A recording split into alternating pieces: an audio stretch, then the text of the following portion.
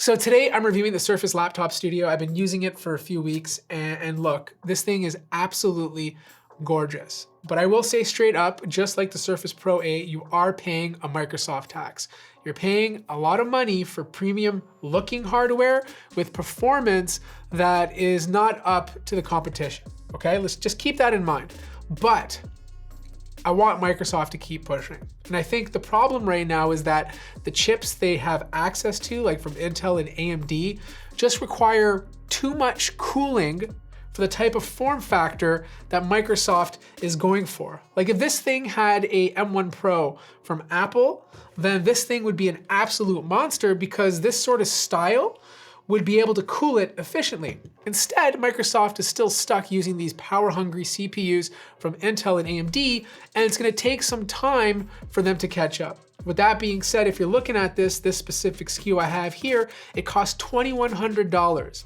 And if you compare that to a Surface Pro 8, it's only $200 more. Now, I'm not saying that's a deal because it's absolutely not. This is an expensive product, and I feel like this is only for a specific niche, which I'll get to in a second.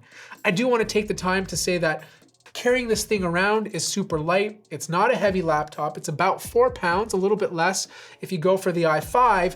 And when you open up the display, considering how top heavy it is, it wobbles a little bit. And I mean ever so slightly. Now with the Surface Book, the previous generation, you can rip off the display and use it as a tablet and walk around.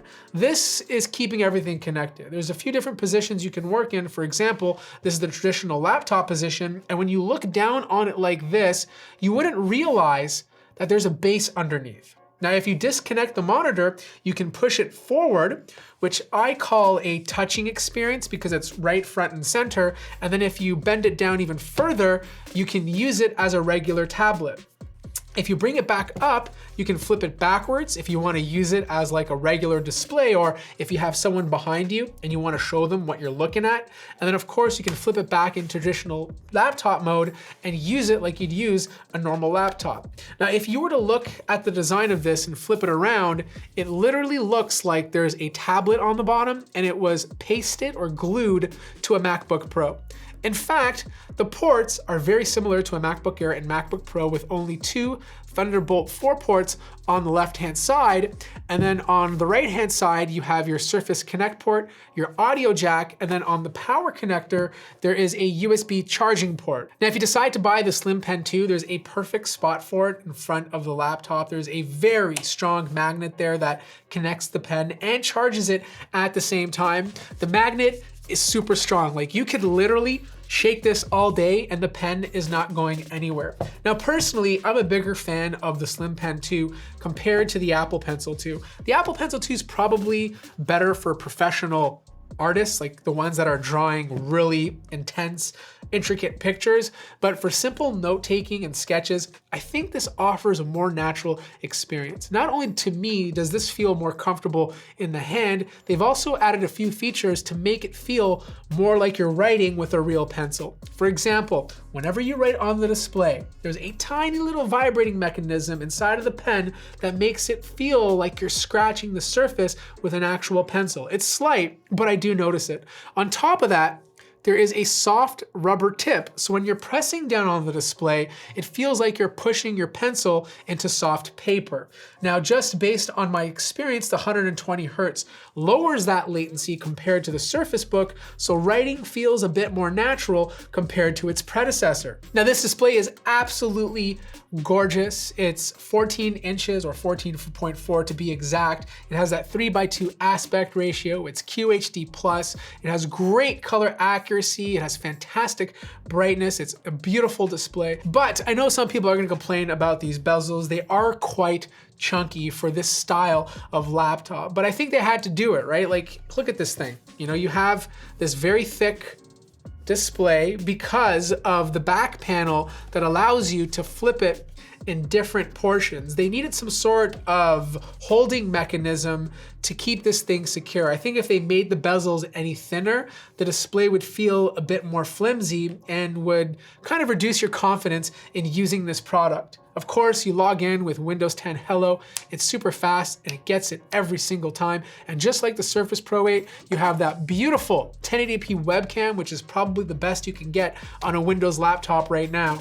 As for the keyboard, this thing is a joy to type on. It's not the best keyboard I've used, but it's really good. One of the better ones you can get on a Windows laptop. It's a little mushy, maybe not as tactile as the new MacBook Pros that I recently reviewed. And the only thing I don't like is the function row on top. Like, these keys have been reduced to half the size of the normal keys, and it makes it a bit difficult sometimes to press on them. However, the touchpad, mwah, this thing is awesome. You know, Windows always gets a little bit of shame with their touchpad use because the MacBook Pro has been the gold standard. I honestly think this is neck and neck with the MacBook Pros. Like, moving your fingers around with it, with the Windows precision drivers, the fact when you click on it, there's like a force touch or 3D touch effect, which vibrates, it just makes it feel more realistic. I love this touchpad. But its biggest problem is the performance. I have the i7 model, which is one of the faster models you can choose from today, with 16 gigabytes of RAM and an i7-11370H processor.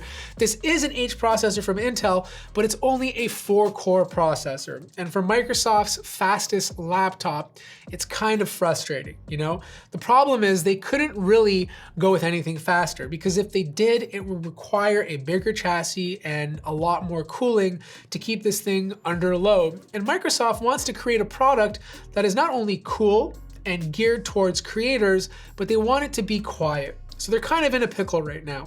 The performance overall is very mid-range, like it doesn't run as fast as a Dell XPS 15, but it sits somewhere between a Surface Pro 8 and an XPS 15 if you want some context. It's not gonna be the best product for video editing. For sure, you could edit video on this, but I wouldn't make it my main device. I feel like this is a device really geared towards the person who wants to use the screen to take notes, draw, and sketch, but also needs the extra juice, not a lot more juice, but the extra juice to do some design work. If you're an architect, perhaps some AutoCAD, but they don't need the full-fledged capabilities of a gaming laptop.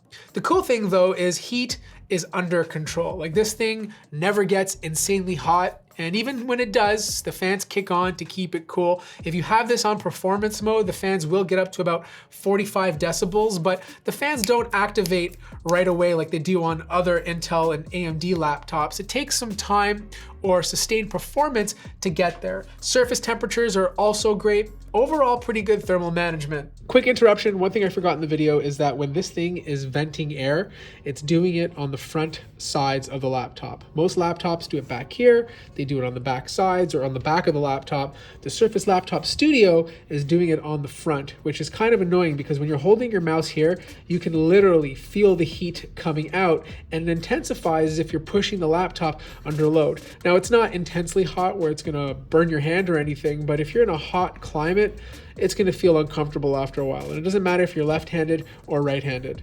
As for battery life, amazing. I got 12 hours of use before needing to charge, which is very impressive. Unfortunately, you can't open it up and upgrade anything. There's not even a slot on the bottom to upgrade the SSD. And one thing that Microsoft does need to change is the SSDs. Like, these NVMe SSDs they're using are super slow compared to the competition. So here's the bottom line. I truly have a soft spot for this laptop. I would love to use this for everything because it's like the jack of all trades, but it's really expensive. And the performance you're getting out of this doesn't compare to similar competing products at this price point.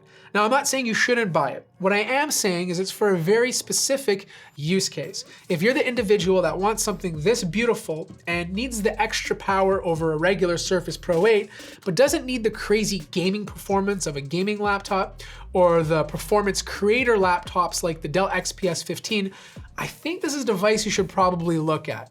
But if you care about bang for your buck, there's obviously better alternatives out there. That's it for this review. I hope you guys enjoyed it. If you have any more questions, let me know in the comment section down below. Like the video if you liked it, subscribe if you haven't already, and I'll see you guys in the next one.